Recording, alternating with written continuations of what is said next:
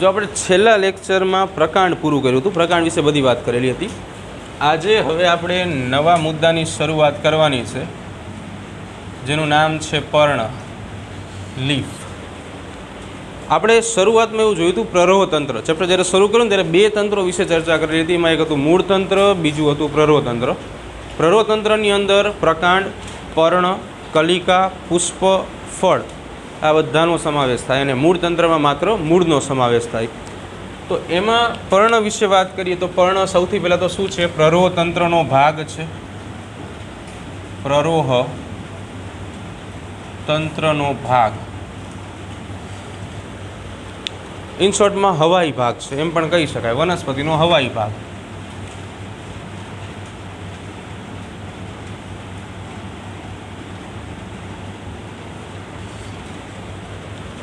પર્ણનો ઉદ્ભવ ક્યાંથી થાય છે એની આપણે વાત કરી. તો પ્રકાંડ જે છે એની શાખાઓમાં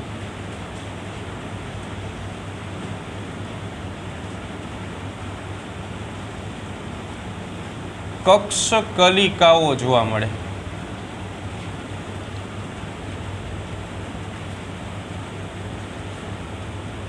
અને આ કક્ષ કલિકાઓ પર્ણ એટલે કે પાંદડાનું નિર્માણ કરે. કાલે આપણે ભણેલા હતા કે પ્રકાંડ બે પ્રકારની કલિકાઓ ધરાવે. કઈ કઈ? અગ્રકલિકા ને કક્ષ કલિકા. અગ્રકલિકા સૌથી ઉપર હોય. કક્ષ કલિકા જે છે એ મુખ્ય પ્રકાંડ અને શાખા વચ્ચે આવી રીતે જે એંગલ બને, આ ખૂણો બને એને આપણે કક્ષ કહેતા હતા. અને એમાંથી જે કંઈ કલિકા બહાર આવીને આપણે શું કહેતા હતા? કક્ષ કલિકા કહેતા હતા. બરાબર? તો કક્ષ કલિકા જે છે પર્ણનું નિર્માણ કરે. પર્ણની અંદર અગ્રીય વર્ધનશીલ પેશી આવેલી હોય. પર્ણમાં અગ્રીય વર્ધનશીલ પેશી હોય છે. વર્ધનશીલ પેશી આ શબ્દ આપણે ભણેલા છીએ મૂળના પ્રદેશમાં, વર્ધી પ્રદેશ અથવા વર્ધમાન પ્રદેશ. વર્ધનશીલ પેશી જે છે એ વનસ્પતિની અંદર આવેલી એકમાત્ર એવી પેશી છે કે જે વૃદ્ધિની ક્રિયા સાથે સંકળાયેલ છે, એટલે કે કોષોની સંખ્યામાં વધારો કરશે. તો વર્ધનશીલ પેશીનું કામ શું છે? તો કે વનસ્પતિમાં આવેલ વૃદ્ધિ સાથે સંકળાયેલ પેશી.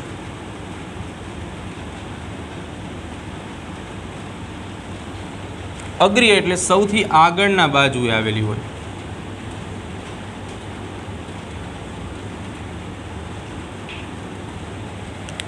બીજું, વનસ્પતિનું જે પર્ણ છે એ પર્ણનો રંગ કેવો હોય?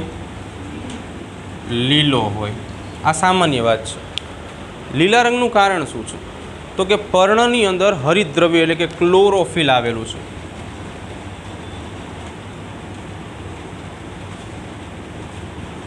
ક્લોરોફિલ અથવા તો હરિત દ્રવ્યના કારણે રંગ કેવો હોય? એનો લીલો હોય. પર્ણનું મુખ્ય કાર્ય રહ્યું ને વનસ્પતિમાં પ્રકાશ સંશ્લેષણ કરવાનું છે.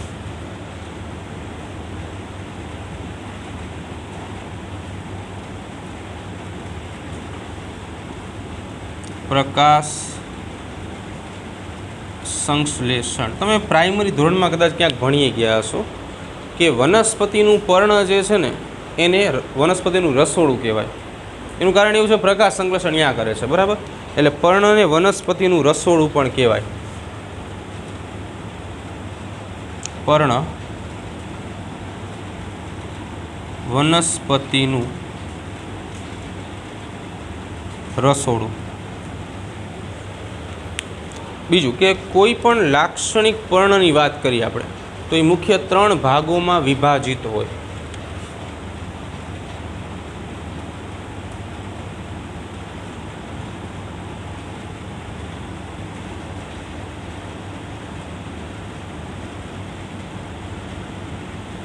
એમાં પહેલો ભાગ જે છે એને પર્ણપત્ર अथवा तो पर्णफलक कहेवाय। बीजा भागने पर्णदंड कहेवाय अने त्रीजा भागने पर्णतल कहेवाय। 3 भागमां विभाजित होय। पर्णनी सीधी आपणे व्याख्या आपी होय तो आपणे शुं व्याख्या आपी शकाय? कदाच एक मार्कमां तमने प्रश्न पूछे कि पर्ण शुं छे समजावो, तो प्रकांड के तेनी शाखामांथी उत्पन्न थता बहिरुद्ध भेदोने पर्ण कहेवाय। प्रकांड के तेनी शाखामांथी उत्पन्न थता बहिरुद्ध भेदोने पर्ण कहेवाय।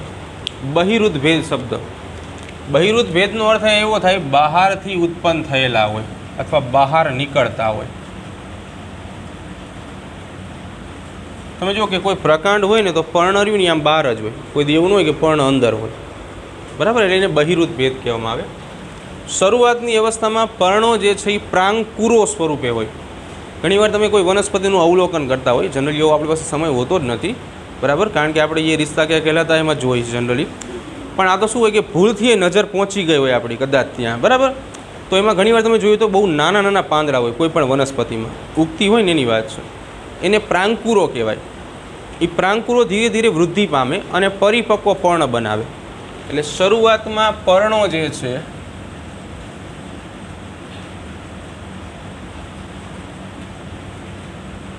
પ્રાંકુરો સ્વરૂપે હોય, એટલે અતિશય નાના પર્ણો,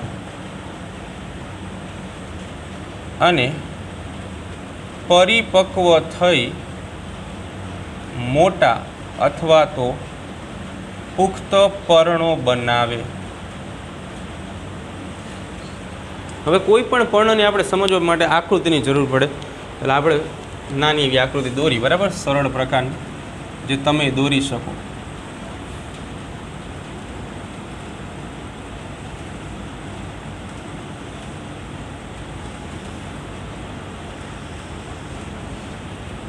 બહુ ઇઝી છે, તમે દોરી શકશો બધા।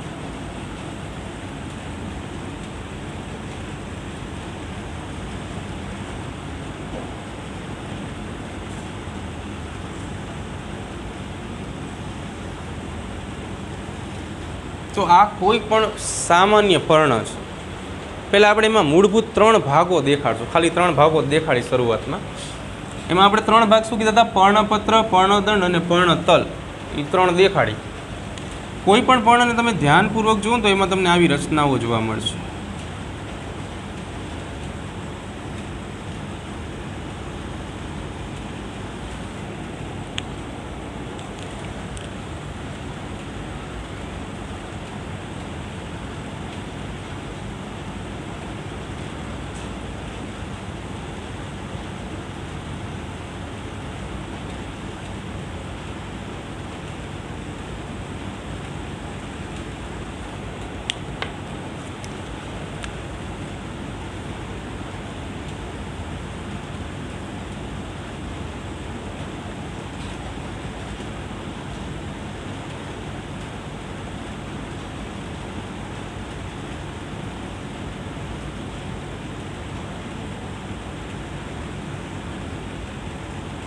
આવી રચના જોવા મળે તમને ક્યાંક ને ક્યાંક પર્ણમાં, બરાબર।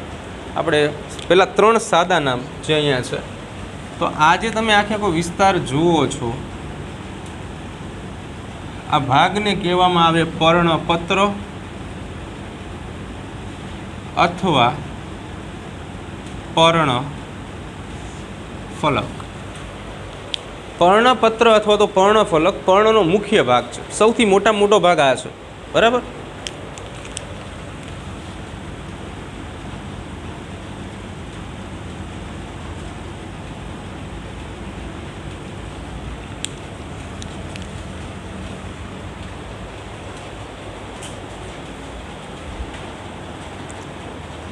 चलो जो पर्णपत्र अथवा पर्णफलक आ सौथी मोटो भाग है, सौथी मोटो भाग બીજું કે અહીંયા મુખ્ય કાર્ય જે છે એ પ્રકાશ સંશ્લેષણનું થાય છે.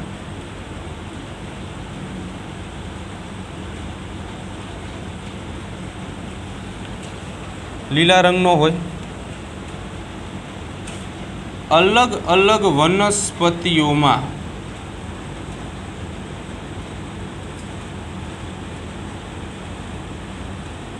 પર્ણફલકનું કદ અને પર્ણનો આકાર જુદો જુદો હોય છે. શું હોય? અલગ અલગ વનસ્પતિમાં પર્ણફલકનું કદ અને પર્ણનો આકાર જુદો જુદો હોય. કેળાનું ઝાડ, જેને કેળ કહી, એના પાંદડા જોયા છે તમે? મોટી સાઇઝના હોય. સાઉથની અંદર લોકો એનો ઉપયોગ થાળી તરીકે કરે. એ પાંદડા બિછાવીને એમાં ભોજન કરે. બરાબર. બીજા તમે પર્ણ જુઓ પીપળાના, તો પર્ણની સાઇઝ કેળ કરતાં ઓછી હોય. તો કેળની અંદર જે મોટું પાંદડું છે એ શું દેખાડે છે? મોટું પર્ણફલક. અને ત્યાં ઓલું નાનું પાંદડું જે દેખાડે છે એ નાનું પર્ણફલક. બીજા નંબર ઉપર પીપળાનું પાંદડું હોય ને જનરલ આવું લાગે, સીધું અને સિમ્પલ. બરાબર. પણ તમે લીમડાનું પાંદડું જુઓ, કડવા લીમડાની વાત છે, મીઠાની, તો કાપાવાળા પાંદડા હોય ને જોજો. તો કહેવાનો અર્થ એવો થાય કે એનું કદ અને આકાર બે કેવા હોય? જુદા હોય. પર્ણફલક અથવા પર્ણપત્ર જેટલું મોટું હોય ને એટલું પ્રકાશ સંશ્લેષણ વધુ માત્રામાં થાય. બીજું કે પર્ણફલક ઉપર શિરાઓ અને સિરિકાઓની ગોઠવણી જોવા મળે છે. આ પોઈન્ટ અત્યારે નહીં ખબર પડે, 2 મિનિટ પછી ખબર પડશે. પર્ણપત્ર અથવા તો પર્ણફલક ઉપર શિરાઓ અને સિરિકાઓની ગોઠવણી જોવા મળે છે. ચલો એક પૂરું. નેક્સ્ટ પર્ણદંડ. તો તમે જે આ દાંડી જેવો ભાગ જોઈ રહ્યા છો એને પર્ણદંડ કહેવામાં આવે. પર્ણદંડ. પર્ણદંડનું મુખ્ય કામ જે છે એ પ્રકાંડ સાથે, આ જે છે ને એ પ્રકાંડ છે,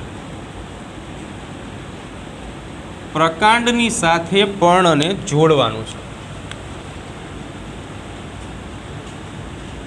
પ્રકાંડની સાથે પર્ણને જોડે છે. નેક્સ્ટ છેલ્લું પર્ણતલની વાત કરીએ. પર્ણતલ જે છે ને આવો ભાગ છે, આ ભાગને પર્ણતલ કહેવામાં આવે. ચાલો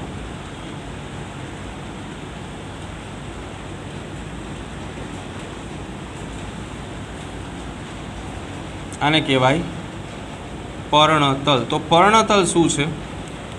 તો પ્રકાંડના જે ભાગે પર્ણદંડ દ્વારા જોડાયેલું હોય એ ભાગને પર્ણતલ કહેવાય. ઇન શોર્ટમાં પર્ણતલ એક એવો વિસ્તાર છે કે જ્યાં પર્ણ ચોંટેલું હશે. પ્રકાંડના જે ભાગે પર્ણદંડ દ્વારા જોડાયેલ હોય તે ભાગને પર્ણતલ કહેવાય. બરાબર. ચલો આ 3 થઈ ગયા. બસ હવે બાકીના આપણે જોવાના છે એડવાન્સમાં એક્સ્ટ્રા. આ જે ટોચનો તમે જે ભાગ જોવો છો એ ટોચના ભાગને કહેવામાં આવે પર્ણાગ્ર, એટલે કે પર્ણ પ્લસ અગ્ર. ઇન શોર્ટ પર્ણનો સૌથી અગ્ર ભાગ, પર્ણ પ્લસ અગ્ર, પર્ણનો સૌથી અગ્ર ભાગ એટલે આગળની બાજુ આવેલો ભાગ. બીજું કે અહીંયા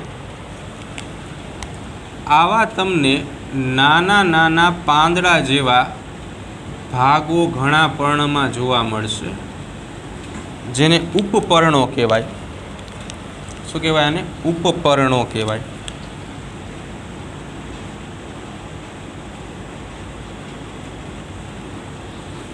ઉપપર્ણો જે છે એ પર્ણતલના વિસ્તારમાં પર્ણદંડ સાથે જોડાયેલા હોય, એટલે નાના એવા હોય. એટલે અહીંયા આપણે એની વ્યાખ્યા લખી નાખી ઉપપર્ણની.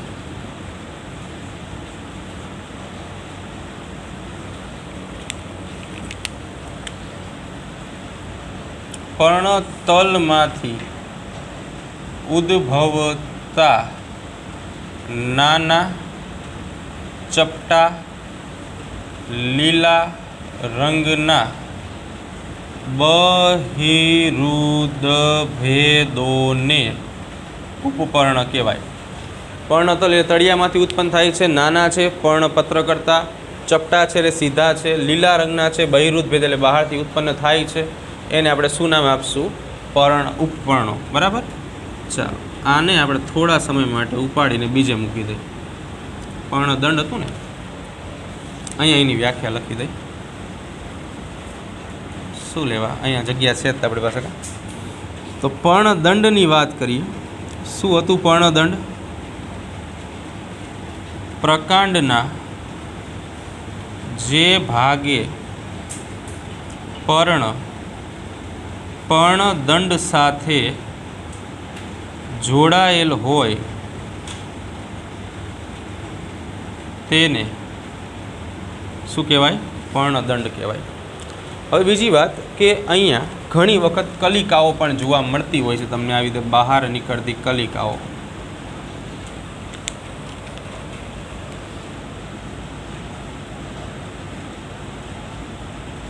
બીજી વાત, અહીંયા જે વચ્ચે ગ્રીન કલરનો પોર્શન જોવો છો એને કહેવામાં આવે મધ્ય શિરા.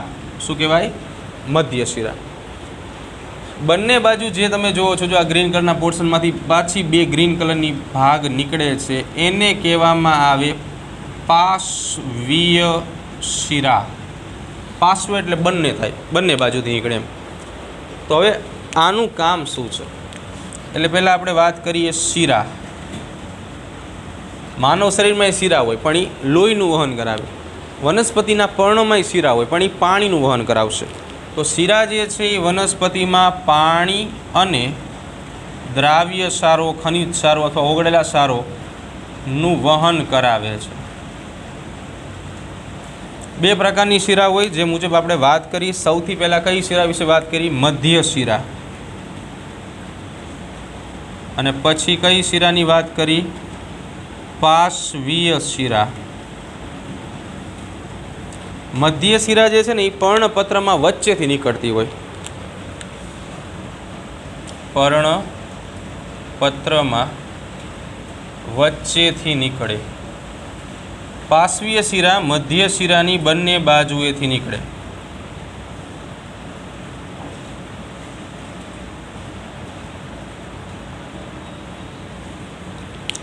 આ બંને શિરાઓ હજી પણ વિભાજિત થતી જાય અને છેલ્લે જે સૌથી નાની રચના બનાવે, ઉદાહરણ તરીકે આપણે બ્લુ કલરની રચના સૌથી નાની છે એ રચનાને સિરિકા કહેવાય.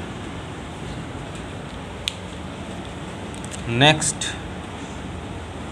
સિરિકા એટલે શિરાઓ વિભાજિત થઈને બનાવતી નાનામાં નાની રચનાને શું કહેવાય? સિરિકા કહેવાય. આ બધાનું કામ શું છે? શિરા, સિરિકા, મધ્ય શિરા, પાર્શ્વીય શિરા. તો જો આ બધા છે ને પાણીનું વહન કરાવે, એના કારણે વનસ્પતિના પર્ણનો ભાગ જે છે એ એકદમ ઠંડો રહે અને વાયુમય રહે. તો આ બધાના વહનથી વનસ્પતિનો ભાગ ઠંડો અને વાયુમય રહે છે. પર્ણપત્ર ઠંડા અને વાયુમય બને છે. પ્રશ્ન એવો છે, ઠંડા શું લેવા બનાવવા જોઈએ આપણે? ભલે ને ગરમ રહેતા. તો પર્ણની અંદર હમણાં આપણે લખ્યું ક્યાં ગયું લીલો રંગ ક્લોરોફિલના કારણે હોય. ક્લોરોફિલને જો વધુ તાપમાન તમે આપો ને તો એનું વિઘટન થાય, એટલે લીલો રંગ ક્લોરોફિલનો ઉડી જાય અને પાંદડું થઈ જાય પીળું. અને પીળું પાંદડું ક્યારેય પ્રકાશ સંશ્લેષણ કરી શકે નહીં, એટલા માટે એને ઠંડુ રાખવું પડે. બરાબર. હા, બીજું કે અહીંયા આપણે એક શબ્દ વાપર્યો હતો પર્ણતલ. દ્વિદળી વનસ્પતિની અંદર પર્ણતલ જે છે ને એ ફૂલાઈને જાડો થઈ જાય. એટલે ઘણી વનસ્પતિના પાંદડા તમે ડાળી સાથે ચોંટેલા જોયા હોય ને, તો પાંદડાના તળિયે એટલે કે જ્યાં પર્ણદંડ દાંડી હોય ને ત્યાં ફૂલાયેલો ભાગ હોય ને તો સમજવાનું કે એ દ્વિદળી વનસ્પતિ છે. બરાબર. દ્વિદળી વનસ્પતિમાં પર્ણતલ ફૂલાયેલ હોય છે, જેને પીનાધાર કહે છે.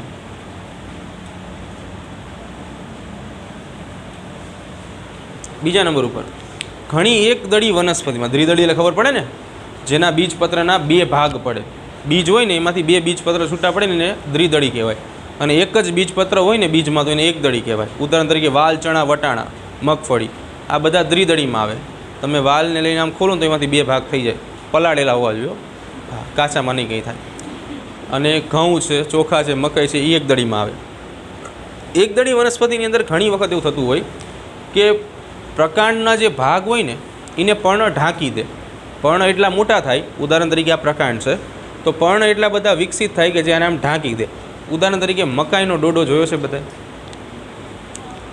રેડીમેડ નહીં, આમ ઓલો બજારમાંથી આપણે લાવ્યો હોય ને એવો ટૂંકમાં. તો એની ઉપરની બાજુ લીલા રંગના પાંદડા તમને જોવા મળે. આપણી પાંદડાને ખેંચીને આમ કાઢી, કેમ આપણે વાળ ખેંચતા હોઈએ તો ટૂંકમાં. હા, તો એ જે છે ને એ પાંદડા છે. એ પર્ણ તમે જોજો નીચેથી શરૂ થશે ને આમ ઉપર તરફ આમ ટ્વિસ્ટ થઈ જશે. નીચેથી આમ શરૂ થાય ને આમ કેમ કોન બને આખે કોઈ, તો એની જેમ થઈ જાય. તો એ પાંદડા છે. એ એવા પાંદડા છે કે જે વચ્ચે રહેલા પ્રકાંડને ઢાંકી દે છે. ખ્યાલ આવશે? બસ. તો એ એક પોઈન્ટ લખવાનો છે. જગ્યા ઘણી બધી છે આપણી પાસે આજ તો, એટલે વાંધો નહીં આવે.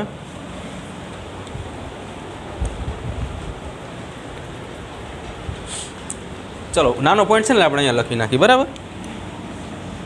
એટલે શું વાત કરેલી હતી કે એકદળી વનસ્પતિઓમાં પર્ણો ઘણી વખત પ્રકાંડને ઘેરી લે છે. આવું દ્વિદળીમાં મોટા ભાગે ન હોય, બરાબર. તો અહીંયા પર્ણની અંદરનું જે કંઈ હતું એ બધું આપણે પૂરું કરીએ છીએ.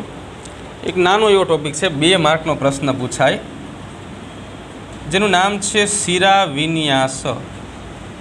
એક શબ્દ હું તમને અત્યારે કહીશ, એ શબ્દ તમારે આખું ચેપ્ટર પૂરું ન થાય ને ત્યાં સુધી યાદ રાખવાનો છે. અને એ શબ્દનું નામ છે વિન્યાસ. વિન્યાસનો અર્થ એવો થાય ગોઠવણી. શું થાય?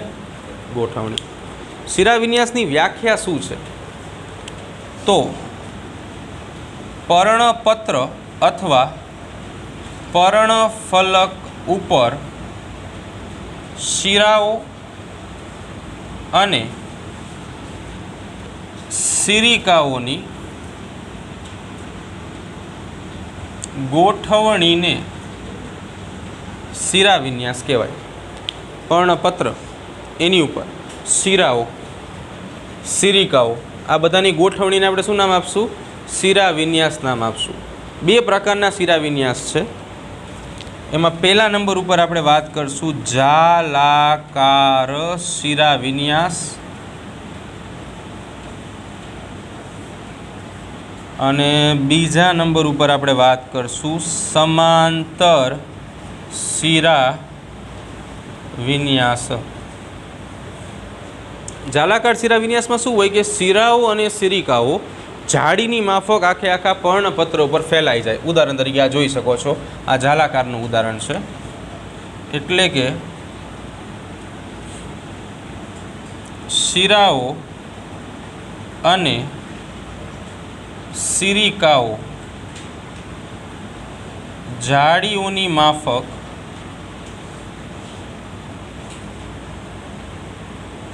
પર્ણપત્ર પર ફેલાય છે. આમાં શું હોય કે ઉદાહરણ તરીકે આપણી પાસે આ એક પર્ણ છે કે જે જાલાકાર શિરા વિન્યાસ ધરાવે છે. તો એમાં આવી રીતે શિરા હોય, મધ્ય શિરા,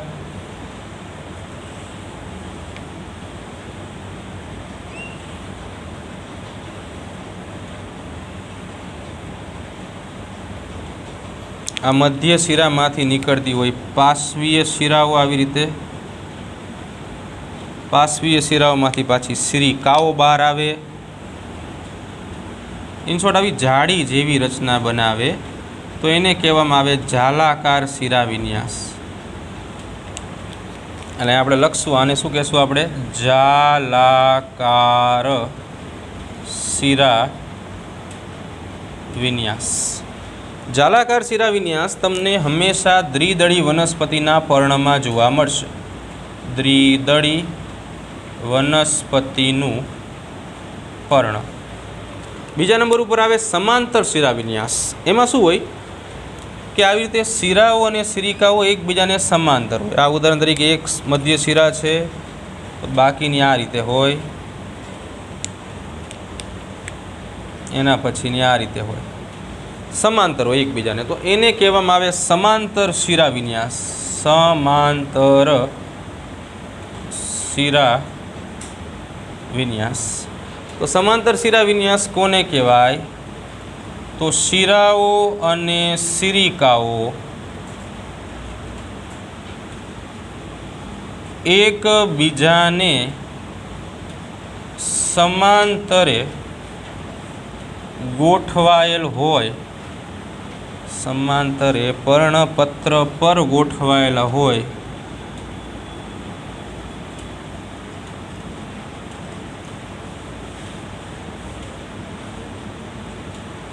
તો તેને સમાંતર શિરા વિન્યાસ કહેશું. ઉદાહરણ તો એકદળી વનસ્પતિના પર્ણની અંદર સમાંતર શિરા વિન્યાસ જોવા મળે. એકદળી વનસ્પતિનું પર્ણ, બરાબર.